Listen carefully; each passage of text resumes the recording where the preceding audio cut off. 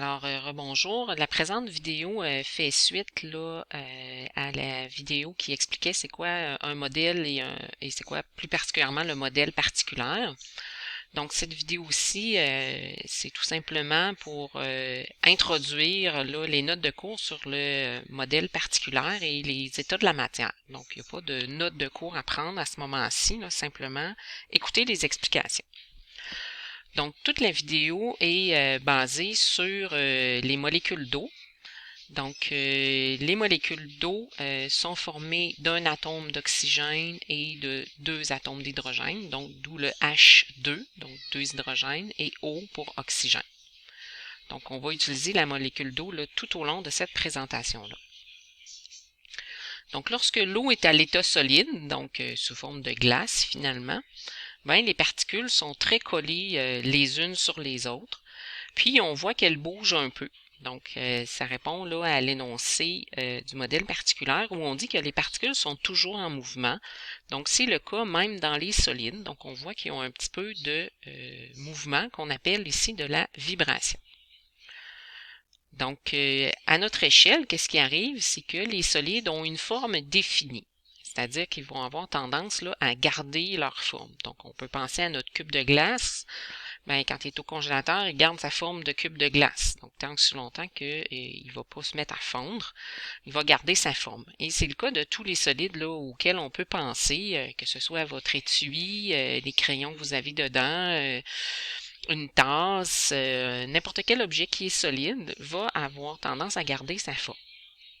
Donc, c'est certain que cette forme-là, ben, elle peut être changée, mais il faut à ce moment-là appliquer une force sur l'objet. Donc, si je prends ma tasse et que je la laisse tomber par terre, effectivement, cette forme-là peut changer, elle peut se briser. Mais sinon, les solides vont garder leur forme.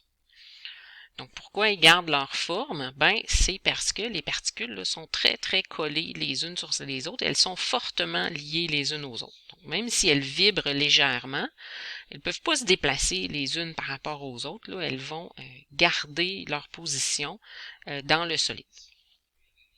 Ce qui fait qu'on peut aussi prendre les solides avec nos doigts. Donc, on peut les saisir là, dans nos mains, ce qui n'est pas le cas d'un liquide là, qui va s'écouler facilement et encore moins d'un gaz. Donc, dans un solide, les molécules sont très ordonnées. Elles ont une place qu'elles vont conserver parce qu'elles ne peuvent pas se déplacer les unes par rapport aux autres. Les particules sont aussi très proches les unes des autres. Donc, il y a peu, voire pas d'espace là, entre les particules qui composent le solide. Et aussi, les molécules là, sont fortement liées entre elles. Donc, encore une fois, là, ça explique le fait que les solides gardent leur forme parce que les particules ne peuvent pas se déplacer les unes par rapport aux autres. Les particules ont un mouvement, mais c'est seulement un mouvement de vibration. Donc, elles vibrent sur place, mais ne se déplacent pas.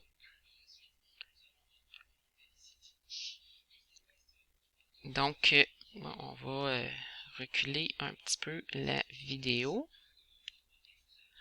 Donc, quand on passe de l'état solide à l'état liquide, en fait, c'est qu'on donne de l'énergie à nos particules. Donc, les particules, en recevant davantage d'énergie, elles vont avoir plus de mouvement. Elles vont se mettre à s'agiter davantage.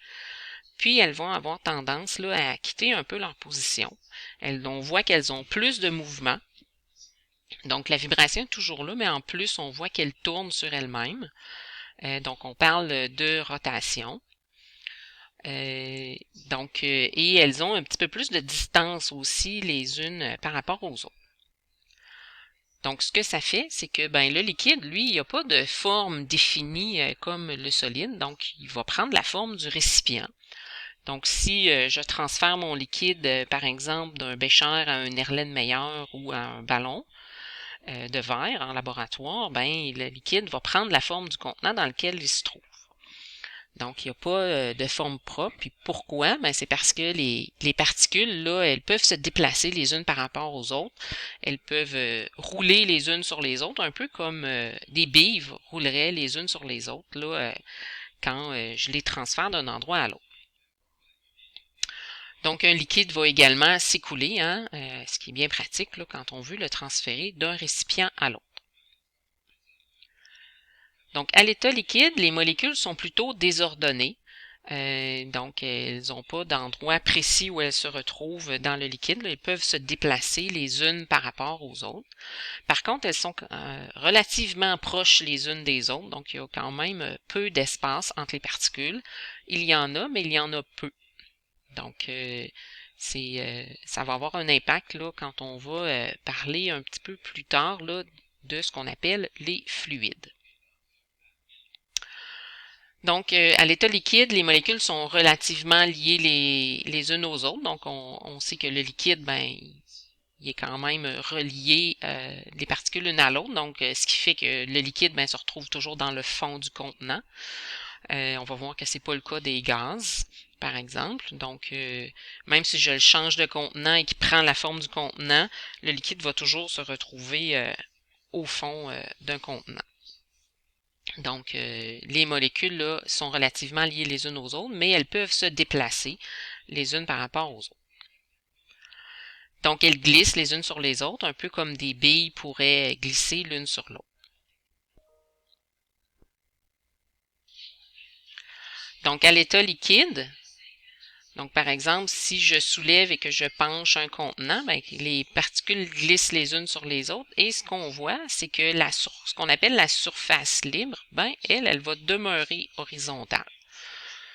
Donc, l'objet, ben, il prend, pas l'objet, mais le liquide prend la forme du contenant, un peu comme j'ai mentionné tantôt, soit l'Erlenmeyer ou le ballon. Donc, le liquide prend la forme du contenant et sa surface libre est toujours plane et horizontale, là, un peu comme on a vu dans la vidéo précédente. Même si je penche le bécher, ben, la surface ici va demeurer plane. Donc, quand on passe de l'état liquide à l'état gazeux, ben, on fait ça en donnant de l'énergie aux particules.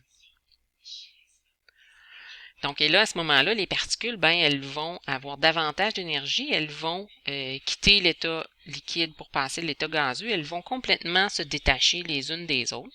Donc, c'est ce qui se passe, par exemple, si je fais bouillir de l'eau dans une marmite puis que je la laisse complètement s'évaporer, ben, le liquide va s'échapper du contenant.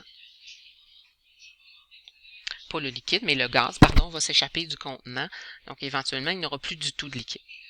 Donc, si je veux que le gaz reste emprisonné, ben, je dois fermer le couvercle. Donc, à ce moment-là, ben, le gaz va rester emprisonné, un peu comme un gaz qu'on emprisonne, par exemple, dans une bonbonne.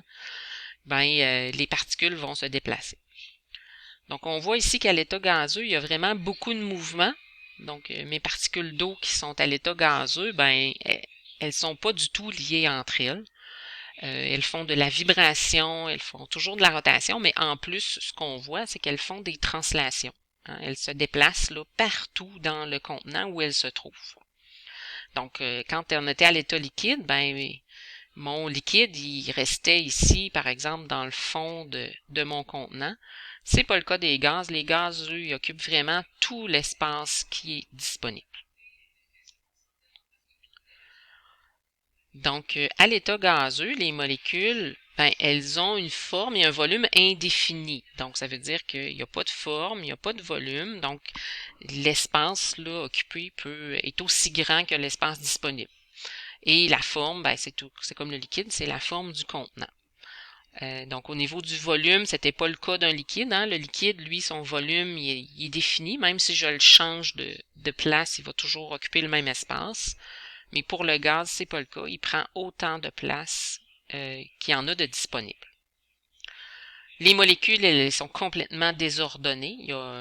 Elles sont complètement pas liées les unes aux autres, donc elles occupent là, tout l'espace et sont complètement désordonnées. Il n'y a pas de forme particulière.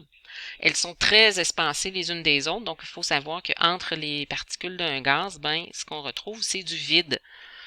Donc, c'est vraiment un espace qui est libre et on peut modifier cet espace-là. Donc, ça, on va y revenir quand on va parler, encore une fois, des fluides. Et il n'y a aucune force d'attraction entre les particules, donc les particules ne sont pas du tout liées entre elles. Donc, qu'est-ce que ça a comme conséquence à notre échelle? Ben, c'est que le gaz se déplace et occupe tout l'espace disponible. Donc, plus il y a de place, plus il prend d'espace. Le gaz va s'échapper d'un récipient qui est ouvert. Hein. Donc, quand on fait évaporer un liquide, ben, le gaz se retrouve partout dans l'environnement. Et voilà. Donc, ça met fin là, aux caractéristiques des solides, des liquides et des gaz. Donc, la prochaine vidéo là, va expliquer là, vraiment les notes de cours là, en lien avec la vidéo que vous venez de voir sur les particules d'eau.